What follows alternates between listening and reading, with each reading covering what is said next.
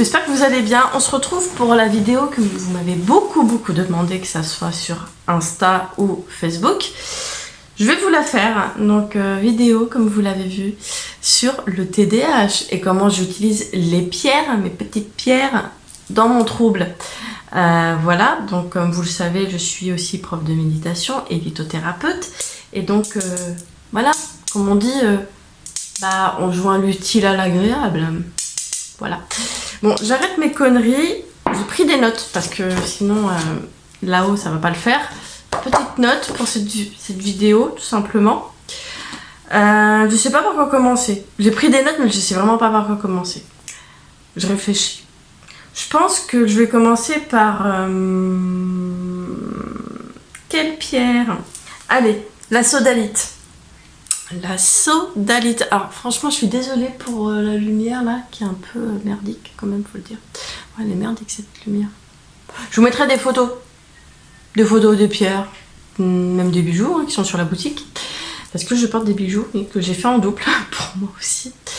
Bref, j'arrête, je m'étale trop et je commence réellement la vidéo. C'est bon, j'arrête mes conneries. La sodalite. Pas très bien. Désolée, on entend mes voisins. On entend la vie, tout simplement. Voilà, la sodalite. Alors la sodalite, je l'utilise dans le travail. Alors quand je suis en plein travail, par exemple, quand je suis dans la rédaction ou quand je suis en train de vous répondre sur Facebook, enfin bref, dans le travail, hein, et ben je la porte, mais pas tout le temps. Je vais la porter quand je vais voir que par moment, pfiou, là je suis plus... J'ai du mal à me concentrer, je peux me concentrer mais pas longtemps hein, parce que voilà, il y a des laps de temps où il y a des moments où je vais plus être là. Et donc je vais prendre la sodalite pour être beaucoup plus là, beaucoup plus concentrée. Attention, c'est une vidéo spéciale lithothérapie parce que dans ma tête je pense à ma prise en charge que j'ai à côté forcément. Parce que la litho, c'est un complément, je vous répète, c'est un complément à côté. Moi j'ai une autre prise en charge en euros, donc voilà, et sur d'autres trucs aussi. Donc voilà, faut pas se focaliser que sur une seule chose, surtout pour le TDAH, hein, besoin d'un suivi quand même thérapeutique à côté. Voilà, donc la sodalite, elle m'aide à être concentrée, à réussir un peu, à ramener un peu de mémoire, un petit peu, pas beaucoup, un petit peu. Mais moi, je vois quand même qu'elle a un gros effet sur la concentration et aussi sur l'apaisement du mental, l'apaisement des pensées que je peux avoir. Trop de pensées, quand j'ai trop d'idées, trop de pensées, forcément je vais écrire, ça va me faire du bien d'écrire, mais à côté j'ai toujours ma sodalite qui m'apaise, qui va apaiser mes pensées et qui va m'aider aussi à dormir parce que par moment j'ai du mal à m'endormir. Bon, faut pas non plus abuser, je sais qu'il y a quelques années je mettais presque 3 heures à dormir, à m'endormir. Là ça va. Ouais, là ça va, je mets 1 heure. Donc moi, elle m'aide vraiment dans ces moments-là aussi. Quand j'ai du mal à m'endormir, je vais la porter, je vais pas la porter sur moi en dormant, mais je vais la mettre sous mon oreiller et je vois que quand je la mets sous l'oreiller, le lendemain matin, je me sens bien, j'ai quand même l'impression d'avoir mieux dormi. Et c'est vrai que je dors beaucoup mieux quand elle est sous mon oreiller. Bon après, il n'y a pas que la sodalite, forcément, il y a la ASMR à côté qui m'aide. Mais voilà, je vois que ça m'aide beaucoup pour trouver le sommeil et surtout faire taire les pensées parce que avant de m'endormir, il y a tellement de choses dans ma tête. Et je vais vous dire une chose en plus, le pire du pire, c'est que j'ai des idées qui me viennent quand je dors. Mes idées créatives par rapport à mon travail, mon activité, je remarque que les idées créatives viennent quand je dors. Elles me laissent pas tranquille en fait, je peux pas dormir tranquillement. Je me rends compte qu'il y a vraiment des nuits, bon, pas non plus toutes les nuits, mais il y a des nuits où je vais me réveiller en pleine nuit au moins 3-4 fois. Pourquoi? Parce qu'il va y avoir des choses qui vont me venir, je me dire ah. Et puis tout de suite je saute du lit, puis je vais écrire, parce que si je le fais pas, après je vais oublier, puis je pourrai pas mettre cette idée dans mon activité. Et en plus c'est des idées qui sont trop bien quoi. Bref, voilà. Ensuite, il y a quoi d'autre? Je crois que je vous ai tout dit, je pense sur la sodalite, sommeil, concentration, mémoire, ouais. Après il y a la sélénite. Alors je passe à la sélénite. Je suis désolée, là j'ai rien sur moi. Bon, après les bijoux sont rangés, mais je vais vous montrer quelques photos de bijoux que je porte sur moi. Il n'y en a pas énormément. Je porte ces boucles d'oreilles justement, sélénite. Je parlerai après de la rhodonite. Mais la sélénite, moi, elle m'aide beaucoup, beaucoup, beaucoup. Quand je suis dans des moments un peu sur les nerfs, énervée.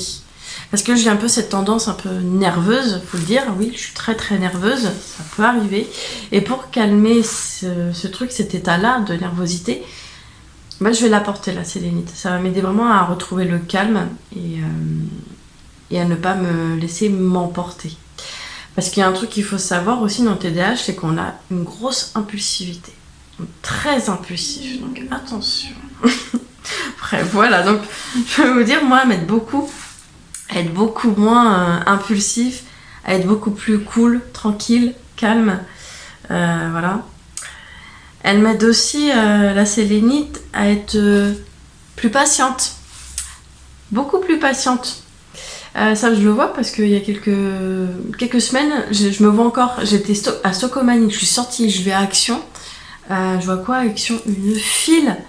Mais j'étais là en train de regarder la file. Et je me suis dit, allez, on y va. Mais je me suis dit, mais c'est bizarre, pourquoi là, ce jour-là, je me suis dit, allez, on y va. J'étais motivée. Hein. Parce qu'habituellement, quand il y a des files à rallonge, tout de suite, honnêtement, tout de suite, hein, j'ai la fatigue qui vient en moi.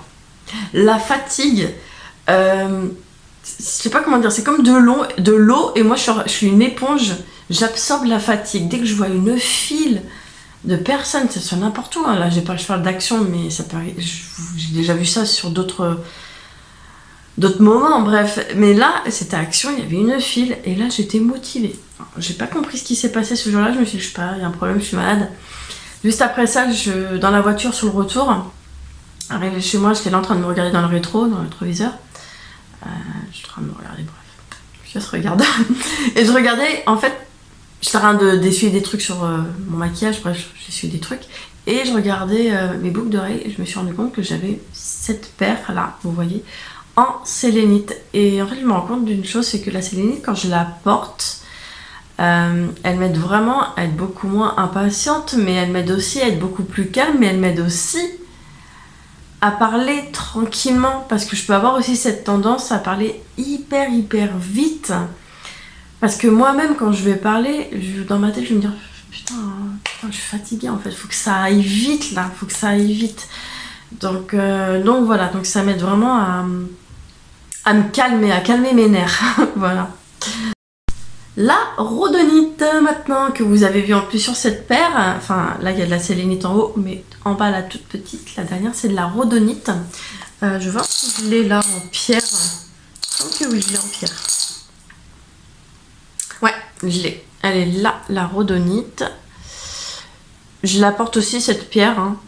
Ça arrive très souvent que je la porte dans mon manteau. Je la mets souvent dans ma poche, hein, dans mon manteau. Je ne mets même pas dans mon sac à main. C'est vrai que par le passé, je mettais beaucoup dans mon sac à main les pierres. Mais j'ai arrêté de faire ça parce que j'avais l'impression qu'il n'y avait pas assez d'effet. Et là, quand je les porte, les pierres dans la poche de mon manteau, ou même poche de mon pantalon, peu importe, dans une poche, hein, et ben ça fait plus d'effet. Peut-être parce que c'est beaucoup plus proche de ma peau. Donc voilà, je sais pas, peut-être que c'est ça. Et je porte cette paire de boucles d'oreilles. La rhodonite, elle va avoir un peu le même effet que la sélénite, sauf que moi je remarque qu'elle m'aide beaucoup plus sur l'impatience. Une fois, même plusieurs fois de suite, je l'ai vu et je le vois souvent quand j'ai mes filles. Très souvent, hein. Quand j'ai les filles avec moi et que je vois qu'elles sont en train de se bouffer entre elles, en train de se chamailler, habituellement ça va un petit peu me titiller, un petit peu m'énerver parce que j'aime pas trop ça, la violence. Pas de violence chez moi, j'aime pas vraiment ça. Ça peut vraiment m'énerver et voire limite partir en impatience. Mais moi je me rends compte que quand j'ai de la rhodonite sur moi et qu'en plus j'ai mes filles et que je vois leur comportement, que par moments ça peut vraiment me saouler de les voir se battre, quand j'ai ça sur moi, la rhodonite, bah, je me rends compte que je laisse les choses passer en fait. Je suis beaucoup plus détendue, beaucoup plus cool, beaucoup plus patiente. Donc voilà. Après je dis ça, mais faites vos recherches. Peut-être que pour vous ça sera pas la rhodonite, peut-être que pour vous ça sera une autre pierre. En tout cas, la vidéo, si elle peut vous aider à vous ouvrir sur ces pierres-là ou même d'autres pierres, bah c'est cool. Mais voilà, essayez de voir un peu partout parce que par moment, voilà, hein, comme je dis à chaque fois, on est tous uniques, on a tous une pierre en particulier pour tel ou tel symptôme. Donc voilà. Ensuite, je vais passer par la lapis. Pourquoi à chaque fois que je parle du lapis lazuli, je dis là. Je sais pas pourquoi.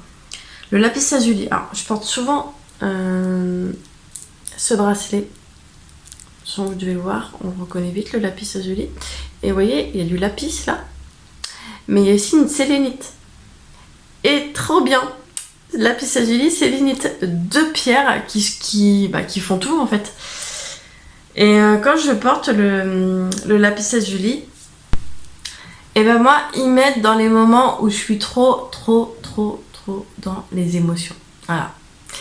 Pour moi, dans mon trouble, dans le TDAH, le lapis lazuli, il a vraiment un effet sur mes émotions. Mais c'est un truc de ouf, hein, quand même, hein, faut le dire. Je sens par moments, quand je l'ai sur moi, je dis bien par moment parce que à côté il y a d'autres choses hein, qui m'aident. Il y a aussi ma prise en charge en euros. Hein. Donc voilà. Le lapis lazuli va avoir cet effet de calmer les émotions et de ne pas prendre des décisions sur le coup de l'émotion. Parce que moi je sais que j'ai cette tendance-là. Dès que je suis contente, je me dis « Ah, ce truc-là c'est trop bien, faut que j'y aille ». Très souvent, des fois je peux me péter la gueule. Et je m'en rends même pas compte en fait. Hein. Ouais, donc ça m'aide vraiment à... Le lapis lazuli, c'est la pierre qui m'aide à être beaucoup plus... à prendre du recul sur les choses et à faire les choses plus avec réflexion qu'avec... comment dire, impulsion, quoi. Être beaucoup plus... beaucoup plus dans la réflexion que dans l'action, sans réfléchir. Il y a aussi ce truc-là. Parce que je me rends compte, par moments, je fais des choses, je me dis, mais n'importe quoi. Mais pourquoi tu fais ça? N'importe quoi. Et le lapis lazuli, il m'aide justement à mettre en conscience ces petits comportements-là où je suis trop dans les émotions et beaucoup moins en distance par rapport aux émotions. Le lapis lazuli, il a aussi l'effet, enfin je parle pour moi, attention, de revenir au milieu, un peu dans la, comme on dit, la voie du milieu, à être beaucoup plus... j'aime pas dire ce mot-là, hein, mais ouais, il faut le dire, être beaucoup plus tiède, être moins tout feu tout flamme hein, dans les émotions, mais beaucoup plus neutre. Donc voilà, il m'aide à être comme ça. Enfin, il m'aide à être comme ça, le lapis lazuli. Voilà. Je regarde si j'ai rien oublié. Et on va passer à l'œil de taureau. Je voulais laisser la dernière pierre. Enfin, la dernière pierre. La pierre, quand même pour le plus gros truc, je trouve, pour moi, dans le TDAH, à la fin. L'œil de taureau, c'est vraiment, j'ai envie de l'appeler comme ça, c'est vraiment la pierre anti-procrastination. Procrastination. Parce que très souvent, moi, pour moi, je sais qu'il y a peut-être beaucoup de TDAH qui vont dire « Ah non, moi ça me parle pas », mais vraiment, pour moi, vraiment... Je sais, hein, c'est peut-être bête hein, d'associer ça comme ça, mais à chaque fois que je me vois procrastiner, je sais que c'est pas bien de faire ça, bah tout de suite, je vais penser à mon TDAH. Au lieu de me dire, non, vas-y, c'est bon, faut que je me mette en action, faut que j'arrête de penser au TDAH. Et pourtant, il y a plein d'autres symptômes dans le TDAH, mais à chaque fois que je vais me voir en train de remettre quelque chose au lendemain, tout de suite, je vais penser à mon trouble. Je sais pas pourquoi, hein, alors qu'il y a plein d'autres symptômes, mais celui-là, à chaque fois, je suis obligée de me mettre en tête, je me parle à moi-même, je me dis, non, mais ça, c'est à cause de... Faut que j'arrête, en fait, je sais que c'est pas bien, faut pas que je fasse ça. Donc, pour moi, l'œil de taureau va m'aider à être beaucoup moins dans la procrastination et aller tout de suite dans l'action. Des fois, pour me donner du courage, bah, j'ai ça sur moi, j'ai l'œil de taureau, mais en même temps, je vais me dire, allez, à 3, j'y vais. À 3, j'y vais. Ou soit, pour faire une action derrière, je vais avoir l'œil de taureau et je vais me dire, quand j'aurai fait ça, derrière, je vais me prendre un truc que je kiffe manger, que j'adore manger. Enfin, derrière, je vais essayer de me dire que derrière, j'ai une récompense pour pouvoir faire la tâche. Voilà, tout simplement. Il y a aussi un truc, alors je sais que ça n'a rien à voir, enfin, il y a un petit peu du TDAH, mais aussi d'autres choses. Je sais que, enfin voilà, dans mon diagnostic, ils ont aussi vu de la multipotentialité. Et moi, l'œil de taureau va m'aider justement à aller au bout des tâches que je fais. Parce que avant, j'allais pas au bout. Je faisais beaucoup de choses, mais j'allais pas au bout. Et l'œil de taureau, ça m'aide beaucoup à terminer les tâches et bref, voilà, à terminer les tâches tout simplement. L'œil de taureau aussi, pour moi, c'est une pierre qui m'aide aussi beaucoup à être beaucoup plus là, être beaucoup moins là-haut. Moi qui ai tendance par moment, hein, pas toujours, à être un petit peu en train de voler. Et ben, l'œil de taureau va m'aider à revenir un peu plus dans mon corps, être beaucoup plus là dans le moment présent. Alors, je sais, je me répète, je dis à chaque fois, ouais, moi.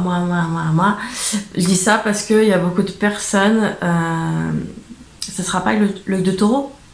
Ça sera sûrement de la jaspe rouge qui va les aider à être beaucoup plus là. Ça peut être l'obsidienne, la tourmaline, enfin voilà. Mais pour moi, c'est l'œil de taureau. Donc je vous dis ça, n'hésitez pas à faire des recherches, à toucher des pierres, à voir ce qui vous va, ce qui va à vous. Enfin voilà, tout simplement. Faites vos courses. Voilà pour cette vidéo, j'espère qu'elle n'a pas été trop longue. Ah oui, il y avait aussi... Je vais vous répondre à une question, ça n'a rien à voir avec la lithothérapie, parce que je vous parlais du TDAH par rapport à la litho. Mais je vais répondre à une question que je vois très souvent quand on parle du TDAH avec certains de mes abonnés. Alors non, ça n'a rien à voir avec le trouble borderline.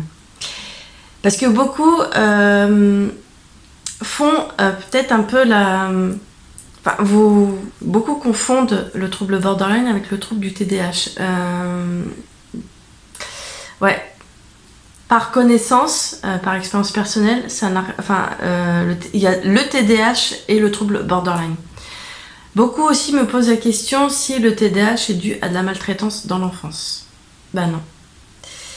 Je préfère vous le dire, non, et je suis sûre de moi parce que j'ai été à une conférence, je crois que c'était une conférence d'Arnaud Pérou, un truc comme ça, où il parlait justement du TDAH et qui disait que ça avait rien à voir avec la maltraitance dans l'enfance. Par contre, le trouble borderline, oui, c'est dû à une carence dans l'enfance. Alors quand je dis carence, c'est carence en tout, c'est pas forcément carence parce qu'il y a eu la maltraitance, enfin il y a toute forme de maltraitance, mais le trouble borderline, c'est souvent quand on a été carencé au niveau de l'affectivité, l'affection, qu'on n'a pas eu beaucoup d'amour, le trouble borderline se développe. Il y a encore plein d'autres choses, je pense que je ferai peut-être une vidéo sur ça parce que je connais le sujet, voilà, malheureusement. Donc voilà, ça n'a rien à voir. Le TDAH, c'est pas dû à la maltraitance. Le TDAH est dû à un dysfonctionnement neurologique. Donc voilà, donc essayez de faire un peu le discernement. Et donc voilà, ça n'a rien à voir avec de la maltraitance. C'est juste un dysfonctionnement neurologique. Et en général, c'est héréditaire. Donc si vous avez un TDAH, c'est qu'il y en a un de vos parents, un des deux, ou voire même les deux, hein, mais un des deux, là. Donc si personne ne vous dit rien, vous allez l'apprendre tout seul, à travers un diagnostic. Voilà.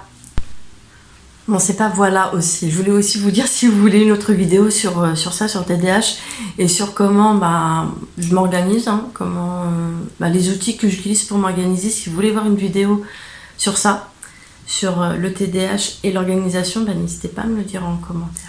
Et puis si vous avez d'autres sujets sur ce sujet-là, parce qu'il y a le sujet et plusieurs sous-catégories, n'hésitez pas. Voilà, je vous fais plein de bisous.